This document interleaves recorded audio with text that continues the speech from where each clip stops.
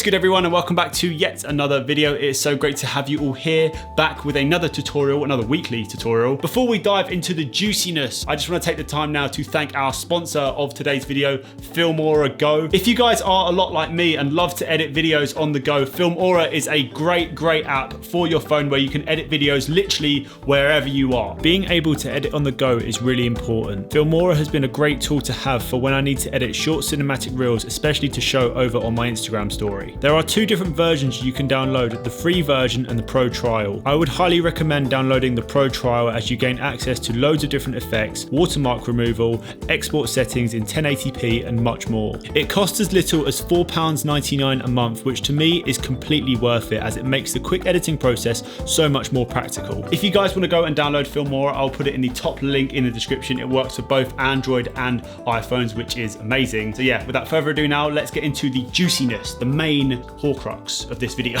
So let's talk a little bit about this absolute beast of a rig that looks like something from Star Wars. Again, me with the Star Wars references, just it never stops. So the main reason I have a rig like this is one, because I want to put all my camera accessories and attachments onto it. If ever I'm filming a documentary or music video, I can have it all in this like space. As you see, we've got my monitor here, we've got a light, we've got a grip. I'd usually have my microphone here and I'd have the light on the side. And the second reason why I have a rig like this is to make the camera look more expensive. Because if the camera looks more expensive, then you can charge more for your videos, and it will make you look a lot more professional when you go to these jobs and go and see these clients and you've got a proper rig set up like this. They're gonna think, holy shit, this guy knows what he's doing. So all the parts that you can see on the camera right now are all from a company called SmallRig, apart from the Shinobi Atmos monitor and the Aperture Mini ALM9 light that I have right here on the front. The reason why I chose SmallRig for all of the components on here is because one, it was actually a very good price on Amazon. I think it was 130 quid for the entire rig setup. So that was a pretty good price. And also it's just very reliable. A lot of my friends, I think, have used SmallRig before, and a lot of people that I've worked with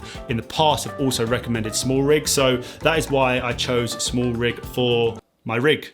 The good thing as well about this rig housing is that I can leave it on my camera all the time. I don't have to keep taking it off and setting it up because it fits really snug around my camera, and I can just slide it into my camera bag. But with this cage alone, I have it on my camera at all times. I would say as well, it also kind of acts like a hard case shell for your camera if you drop it. Again, I wouldn't recommend dropping your camera regardless whether you have one of these on it or not, but it just kind of acts like a hard shell. So if you do drop it, I don't think all of the force when it hits the ground will go into the camera, and your camera will just implode like my A7S1 did in LA. Let's not talk about that. So the main reason why I wanted to build a rig like this is because one, I wanted to ensure that when I do any handheld shots or any handheld filming, I know that I've got stability in this entire sort of rig setup. And two, because I've got a much bigger display than the screen here, and I can see if anything's in focus, anything's out of focus, if my exposure's right. And also with this monitor, I can see what it looks like with a LUT or a color grade on top of it. I can just ensure everything's in focus, everything looks the way I want it to look. This monitor is perfect, and I can see all of that super clear when I'm filming. And three, like I said before, it looks more expensive, so you can charge your clients more, and it will make you again look a lot more professional when you turn up at a job with a fat rig setup like this. They're gonna think that you know your shit. And I know, to be honest, that does sound quite weird when you apply the top handle, the light, the side handle, the monitor, microphone. It does sound a bit weird, and you can just get the exact same result from the camera itself. You don't need any of these accessories, but again, it will just make you look a lot more professional when you show up at a job. One thing as well that I don't like about this handle is that it's not a quick release, so you can't just kind of press the button down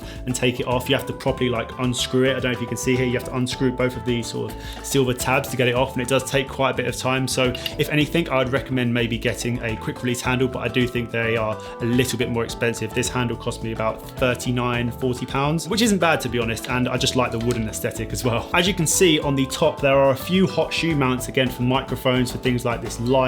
Anything that has a hot shoe mount, you've got one in the handle, you've got two on this sort of top handle, and then you've got another one on the side of the rig. Like I said, I could have my microphone and a light, all my accessories on this at once if I needed to. And that was one thing that I really needed to overcome as well, because I came to so many situations where I needed a microphone and a light it just was like, I just need this rig, and it made my life a lot easier. The top handle right here was very, very cheap. I think it was $7.99. I did mention it in a previous video because it allows me to get those really, really low shots. When I've got this rig on, I can just hold the top handle like this, tilt the monitor up and get super low to the ground. So there probably will be a couple more parts that I will add to this in the future. But if I do add anything more, I'll probably make an updated video on that. But I'm wondering as well if this rig will fit the Sony A7S III.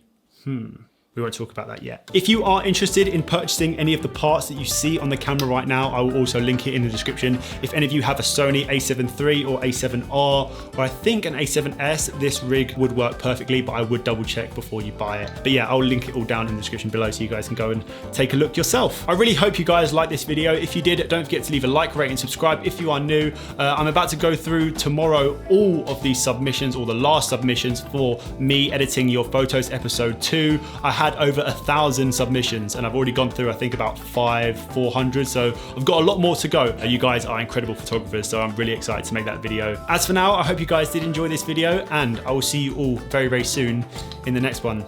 Take care. Peace. Don't forget to follow me on Instagram as well. I always forget that, to be updated with all of my weekly antics. And again, thank you so much for 20K subs from last week, and see you guys very soon. Take care. Peace.